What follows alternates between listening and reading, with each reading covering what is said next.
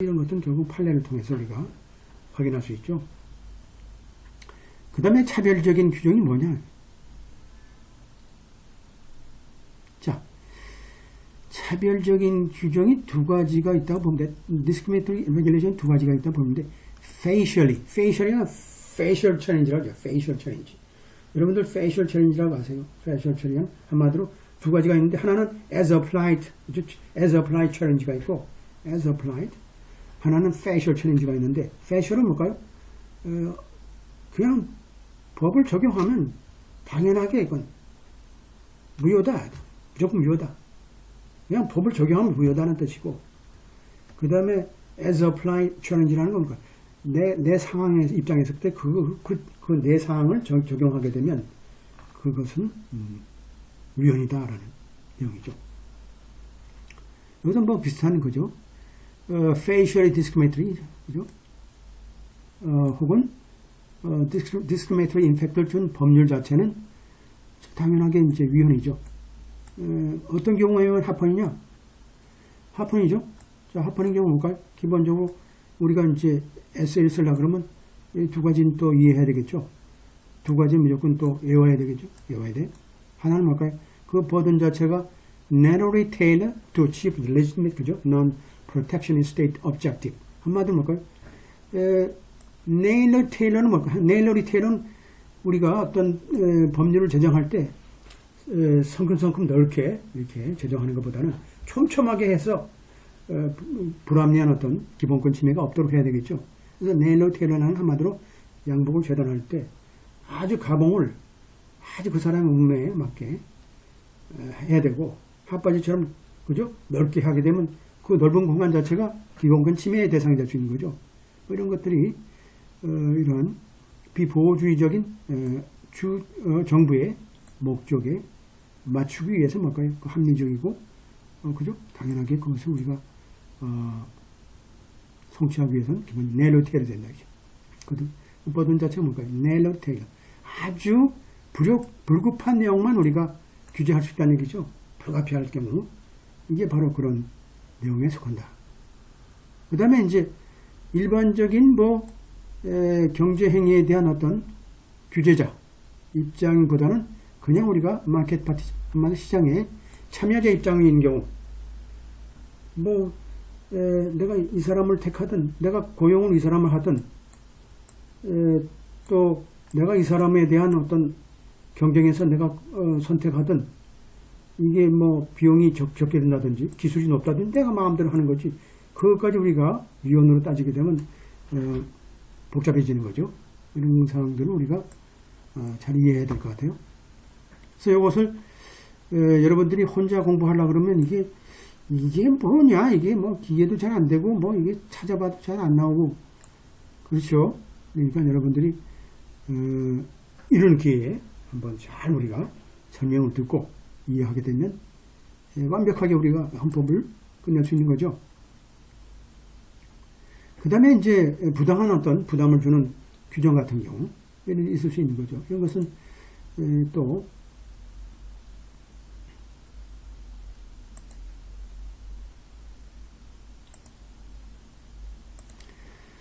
자, 소위 인터스테이트 커머스 쪽에 이제 부담을 주는 법 자체가 있을 수 있죠. 당연하게 그것은 뭘까요? 자, 이게 위헌이다. 한마디로 당연하게 주관에 어떤 부담을 주는 어떤 경제적인 행위가 있는 경우도 당연하게 위헌이고. 그 다음에 퓨테이트 베네피트 투 스테이트. 주에 대해서 어떤 추정적으로 이익에 대한 것이 과도하지 않느냐라는 거죠. 과도한 경우 내 편이다. 인스테이트의 어떤 클라이언트만 내가 챙겨줘야 되겠다. 주정부는 다 주정부 입장에서 뭘까요? 자, A와 주정부 B가 있는데 상거래하는데 A라는 정부가 어떤 물건을 구매하는데 자, 인스테이트에서 우리가 구매할 것인가? 아웃 오브 스테이트에서 구매할 것인가? 이걸 동등하게 우리가 룰을 적용해서 우리가 해야 되겠죠. 해가지고 여기서 우리가 여러 사람 중에서 우리가 골라서 차별이 없이 중에서 우리가 이제 택을 해야 되겠죠. 이것이 과도하다 그러면 뭘까? 이건 또 위헌이죠. 아주 그 의도적으로 소위 B주에 대해서 S 그죠? State Government B 여기 State B에 대한 주에 out of 그죠? Out of State죠. 혹은 Non-Resident Out of State에 대한 그 소위 셀러에 대한 우리가 차별일 수 있는 거죠. 뭐 이런 것들을 우리가 이제 두 번째 같은 경우는 이제 우리가 두 번째 같은 경우에 어떤 우리가 판례 같은 경우는 이제 파이크라는 얘기인데 파이크 테스트라고 불러요. 파이크 테스트에서 과도하지 않느냐 그래서 파이크라는 이제 우리가 판례가 있어요. 파이크 테스트를 통해서 우리가 주의 어떤 상거래에 대한 어떤 결정 내용 자체가 타주에 부당했느냐 그리고 자기 주에 과도했느냐 이런 것을 이제 분석하는 거죠. 이런 것들이 바로 여기에 소위 버든섬에 대한 문제를 다루고 있는 거죠. 그 다음에 이제 13조, 14조, 15조의 이제 수정법을 우리가 집행하는 권한이 당연하게 이제 의회에 있는 거죠. 의회라는 것은 당연하게 13조라는 건 우리가 노예제도의 폐지, 14조라는 건 뭘까요? 우리가 배웠던 5조까지 있죠? 5개의 5항이 있는데 한마디로 프리빌리지 이뮤니티죠. 그렇죠? 프리빌리지 이뮤니티 조항이라는 건 한마디로 뭘까요? 이것도 타주 시민에 대한 부당한 차별은 이제 금지하는 거죠. 특히 이제 기본권과 관련된 문제죠. 특히 그 위에서 얘기했던 소위 커머스에 대한 인터스테이트 커머스에 대한 문제는 경제적인 문제에 대한 우리가 규제라고 볼 수 있다면 지금 얘기하는 세 번째 소위 그 13조, 14조, 15항에 대한 15조에 대한 문제에 있어서 이제 수령법 14조는 특히 뭘까요? 기본권에 대한 어떤 침해 요소가 있는 문제를 다루고 있죠. 그래서 이제 한마디 적법죠? 절차를 따랐느냐? 그 다음에 이제 평등권 제대로 침해됐느냐? 그죠? 그 다음에 이제 뭐 이런 것은 어포션먼트 레프레젠테티브는 뭐 우리가 시험에 잘 안 나옵니다만 하여튼 우리가 이제 하우스 오브 레프레젠테티브에 대한 기본적으로 그 대표에 대한 우리가 배당은 어떻게 할 것인가? 그죠? 어떻게 몇 명을 할 것인가? 뭐 이것도 헌법상의 어떤 통치구조와 관련되어 있지만 하여튼 14조와 관련돼서는 우리가 앞에 부분은 꼭 기해야 돼요. Privacy, Immunity, Due Process, Equal Protection은 가장 중요한 그죠? 내용 중에 하나죠. 그 다음에 15조는 뭘까요? 우리가 voting right죠. voting right. 한마디로 특히 인종을 인해서 우리가 이 투표권을 우리가 거부돼서는 안 될 수 없다. 인종구죠. 한마디로 히스파닉이나 블랙 혹은 에이시안에 대해서 우리가 기본적으로 해당되는 조항들.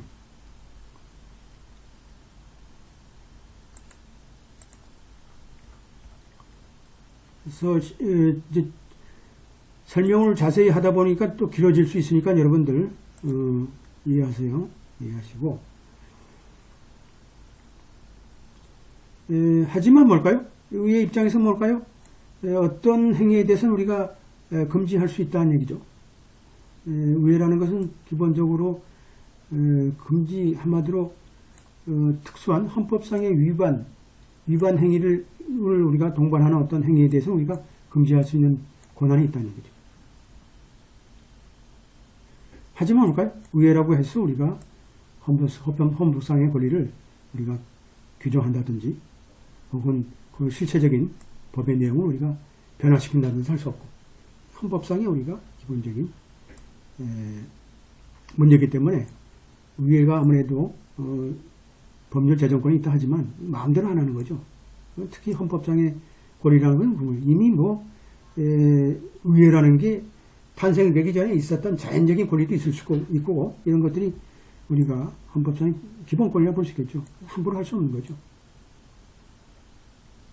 그래서 우리가 법을 제정하더라도 우리가 방지할 수 있는 어떤 방지해야 되는 어떤 그 손해라든지 혹은 채택될 수 있는 사법상의 입법상의 어떤 수단 자체 사이에는 뭘까요? 이러한 그 합의라든지 그런 또 비례성의 원칙이라는 게 있어야 된다. 기본적으로 당연하죠. 이런 것은 우리가 헌법상에 우리가 비례성의 원칙, 그 다음에 조화, 적법 이런 것이 이제 콩그루언스라는 게 한 말이가 일치화된 조합, 조화, 적법 뭐 이런 문제죠. 여기에 있어야 된다.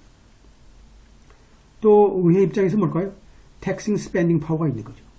그래서 이 의회라는 건 기본적으로 예산 집행을 전체 총괄적으로 다 할 수 있는 거죠.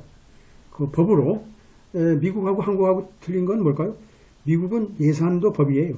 예산의 한 조항도 뜯어고치려면 개정을 해야 되는데 한국은 뭘까요? 그냥 뭐 총액으로 다 해서 중간에 있는 건 다 목관 전용하고 뭐 적당하게 다 뭐 해도 되잖아요. 또 유월시키고 뭐 미국은 절대 안 되죠. 이런 한 풀려도 우리가 법이기 때문에 마음대로 안 되는. 이 텍싱 스페닝 파워가 대단한 거죠. 한국에서는 하루 이러한 일반적인 복지에 대한 그죠 내용에 대해서 우리가 텍싱 스페닝이 가능하다. 그래서 우리 일반적으로 콩그레스라는 건 기본적으로 의회에서 특히 페더럴 펀딩과 관련해서 조건을 혹은 어떤 제한제를 줘가지고 우리가 규율할 수 있는 경우가 있겠죠. 이런 게 시험에 볼 때는 어떻게 나오냐면 기본적으로 의회에서 우리가 어떤 특정 구간에 고속도로를 건설하는 데 있어서 그 고속도로의 어떤 건설 기관의 수장을 바꾸는 그죠?